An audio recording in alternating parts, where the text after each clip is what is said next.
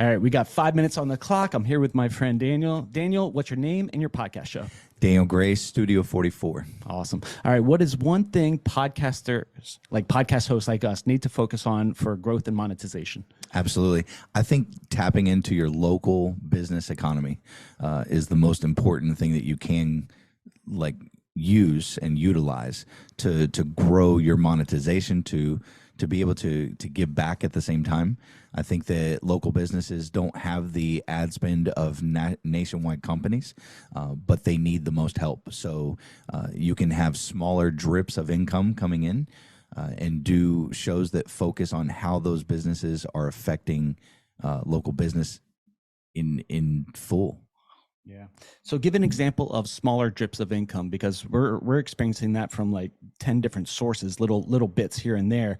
But how could you do that locally? Because all of our stuff is nationwide and we're struggling locally. Absolutely.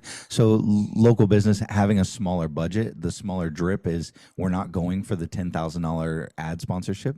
We're going for the not necessarily mom and pop, but we are going for that local business that has maybe a $250 or $500 a month advertising budget. And to be able to plug them into our shows is very simple. It can be done with an overlay. It can be done with actual product placement. It can be in the background. It can be smaller drips of income, and they're going to add up exponentially. And that way we're giving them a little bit. You know, we can't give them the whole show. We can't give them the $10,000 package because it would exceed what they're able to spend. But it's also allowing more equality throughout the entire show. Yeah.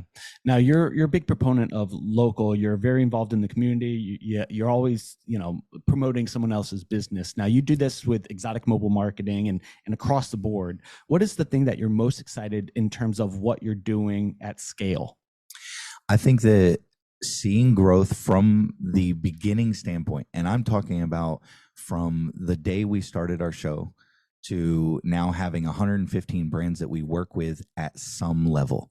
Right. And I say at some level because when we talk about the difference between $100, a $250, a $500 client, all the way to a $10,000 client, we're able to bring them exposure, and we're able to track those analytics. We stay very, very on track with not only viewership, but unique viewership, and then back end analytics on who's clicking on those sponsored ads.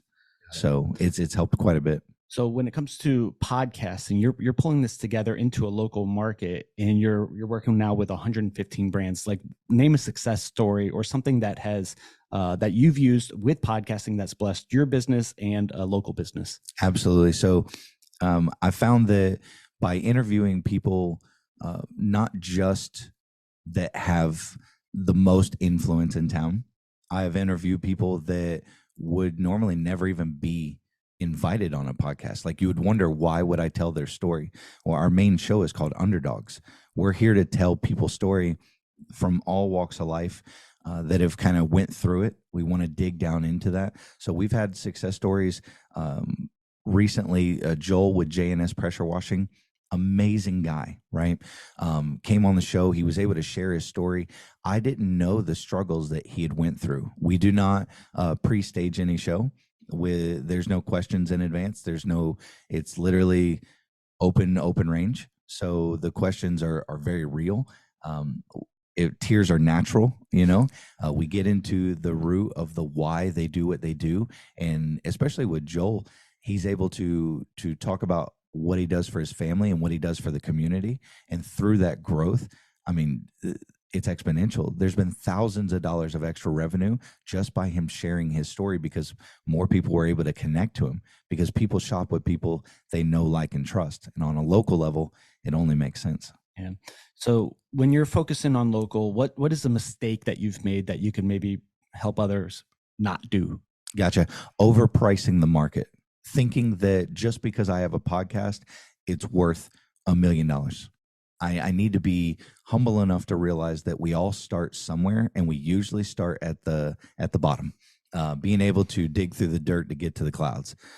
So if we're willing to be humble with the price, that means that we're going to get some traction of what people can afford, not what we hope or what we, how we attach our own value. And I'm not saying value of who we are as a person.